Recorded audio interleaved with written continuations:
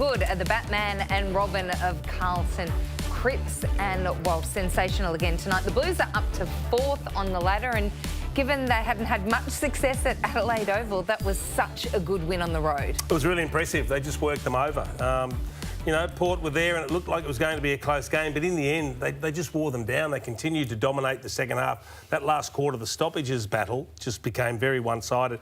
And there's a few concerns for Port Adelaide as well. The way they defended, or the lack of defence down back, it leaked like a sieve when the ball started to go in there. So very, very positive for the Blues. And as I said, the old fake top 4 team, Port Adelaide. Ooh, you're right. I don't know where they go from here.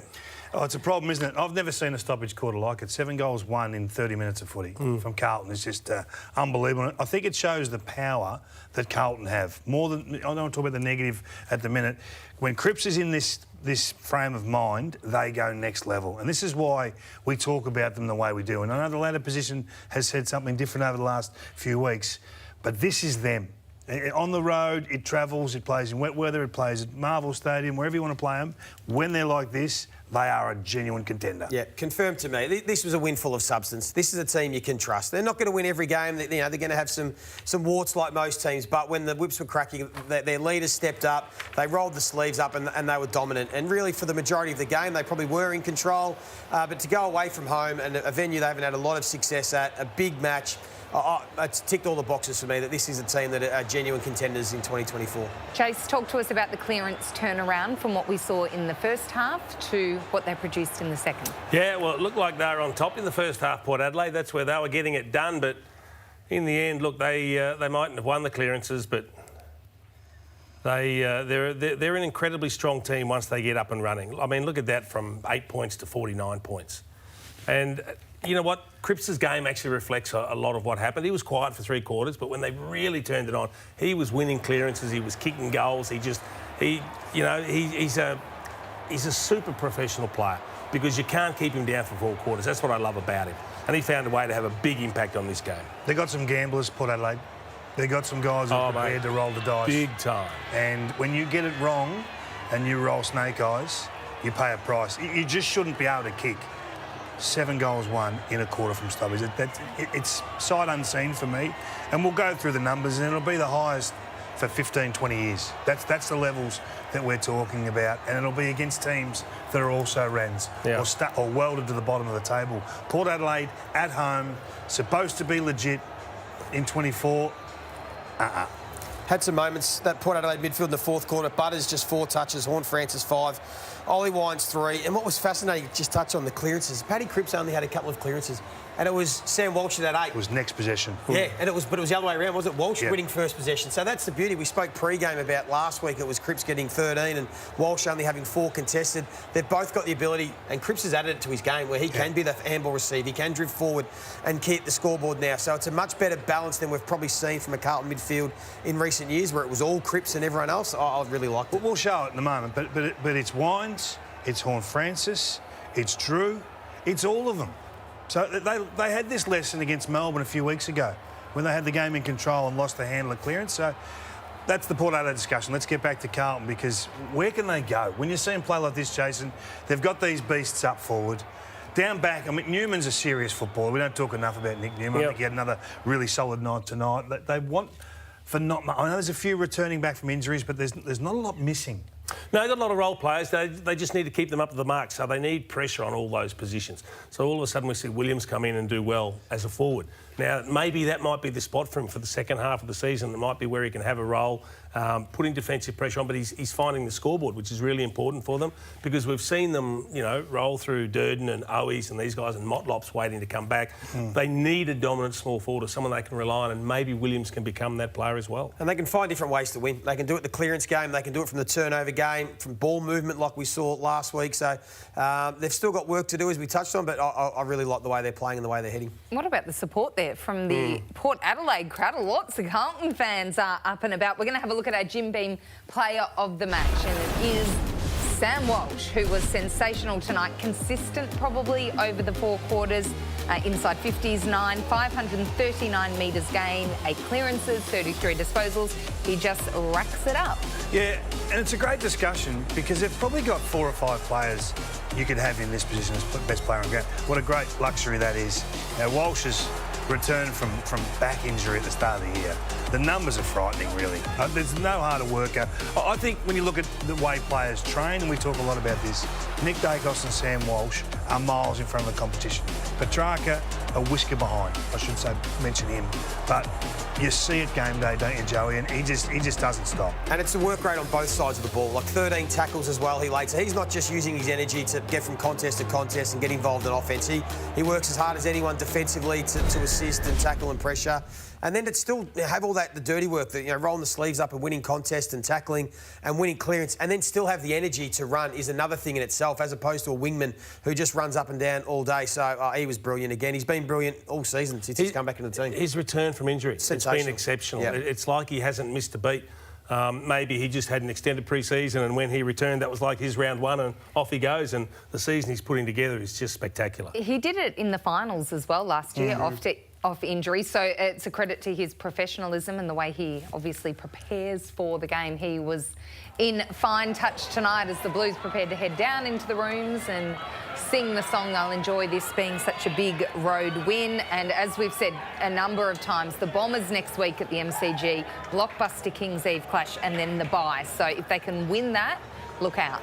Yeah, they set themselves up beautifully to get some players back from injury, to regroup and then continue to evolve and really launch into the second half of the season and try and finish in the top four. That's got to be their aim, and give themselves some home finals. They're a totally different team with Adam Saad down back. They just look so comfortable when he's there. Well, here they come into the rooms, the Navy Blues, after a 36-point win, and they've rocketed to fourth on the ladder. Let's go and enjoy and soak it up.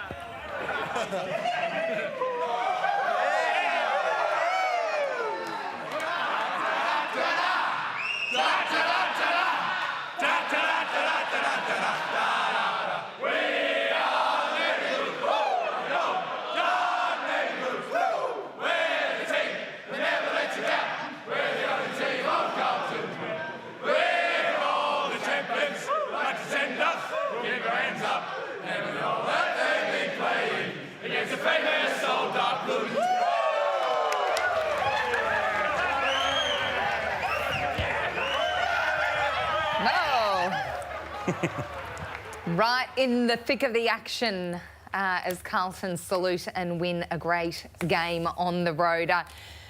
Kingy, Michael Voss, when he comes away from this, what will please him the most from this game? Challenged. I think at half-time they were really challenged. The game was in the balance. It was a bit of a wandering, meandering sort of game. There was no one really on top. A lot of errors that were conceding scores for both teams, really. I think his biggest worry was when De Koning come off the ground. And clearly the midfield was challenged, and you just don't see a response like that. A response to that power, that magnitude and with that power, I think would please him the most. It's a good four-quarter effort. They didn't relent at any stage. The effort was always there. So I think when you can bank on a four-quarter effort each week, it gives you something to work with as a coach. Well, we're going to have a look at Patrick Cripps in the fourth quarter, where he was enormous, and that's what you expect of the skipper, isn't it? Yeah, he ripped the game apart, didn't he, in that fourth quarter? The first couple of minutes, we've spoken about his scoreboard, prowess this year, and he's drifting forward more, but this was from playing as a midfielder, just his work rate to get forward of the ball, to be able to impact, and he just will his team. And we've seen him do it so many years. We've seen him do it when they were a bottom four team, where he would still be the one trying to will his side over the line. He's now got much more support. But again, when the game's on the line, you turn to your superstar, and he delivered.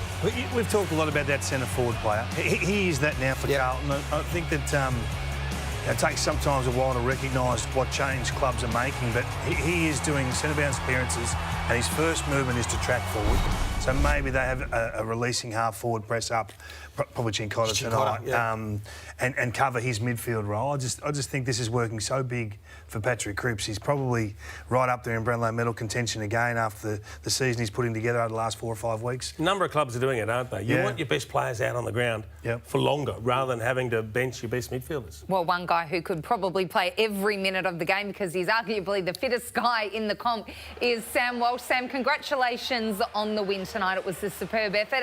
What is the mood like amongst the group after coming across to Port Adelaide and getting a rare win at Adelaide Oval? Yeah, thanks, Sarah. It's a good vibe in the rooms down here. Just spelled it out the song, and I think it was just showed great fight all night, and to get on top of that last quarter, Cripps leading the way in the middle, and us to just really build that energy in a away venue was pretty good fun tonight. And yeah, look to have a rest for a couple of days and go again. Sam, congratulations on a great team performance, a great individual effort. I've been staggered by the form you've shown from the moment you came back from injury and started this year. It speaks volumes for actually not coming back until you're ready. I mean, we want the great players out there, and everyone was saying, oh, how's the back? When can he come back? Maybe a week, maybe two. But there was a clear decision not to come back until you're ready. It's paying dividends, isn't it? Yeah, absolutely. I had great... Life is consistent. Charlie reckons my whole life's consistent. That's well timed. Yeah, I try to keep it that way post... yeah, obviously back is one that I just had to manage, but had great support from the club, and I felt like the work that I did to get myself ready to play, I was able to come out and just impact from the word go. And as you said, that's how you want to be when you're out there playing, just playing off instinct and using my strengths. And I feel like us as a midfield group are really starting to gel and play together well. So that's been an enjoyable part of coming back, and yeah, just looking to play that real powerful footy that we know we can. We'll have a conversation with our Charlie. He knows nothing about stoppages. Can you allow us into the rooms a little bit at half-time or three-quarter time? What was the message from Michael Voss and the midfield coach to get that response? Where was the challenge specifically?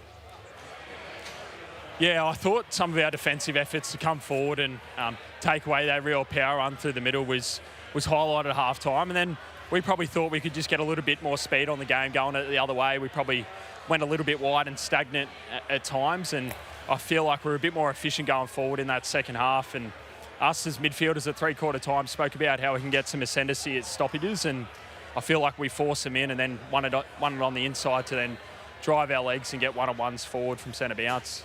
And Tom De Koning was sensational again. There's always a lot of talk about the two rucks, but what have you seen with his development and continued improvement and the significant role that he now plays in the team? Yeah, he's great, isn't he? He's got a presence in the air around the ground, and then I think the consistency in his games just come from every ruck contest. You know what you're going to get from him, and if he does get beat, you probably know where it's coming. It's coming to the front, and I feel like he's coming leaps and bounds in his games, but like a lot of players in our team, they know what they need to get done and brings good energy. Sam, there was always going to be a lot of scrutiny on tonight and the holding the ball tighten up. How did you feel it worked as a player? Did you feel comfortable out there with how it was all adjudicated? Yeah, I had to bite my tongue on one or two of them that I got pinged for, but no, it was pretty good. Yeah, I feel like they were probably a bit quicker with the whistle tonight, but I think for us as midfielders, we want to try and drive through a tackle and then get numbers over to support. So I feel like if you drive well and give that first option, it's still well adjudicated throughout tonight, I thought. I don't know how you guys seen it, but it's sometimes different out there. It moves pretty quick. Well, you certainly moved quick. Looking forward to the big Kings Eve clash against the Bombers. You guys play in so many blockbuster games. It feels like every week is a big game. But can you see this game developing into one of the marquee fixtures on the calendar? Yeah, absolutely.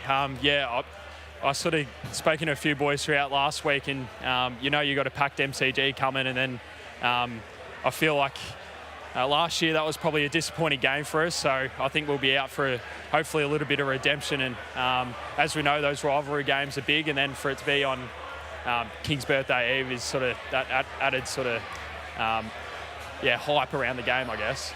Looking forward to it. In the meantime, though, have a well-earned rest. You were terrific tonight. Thank you, guys. Appreciate it.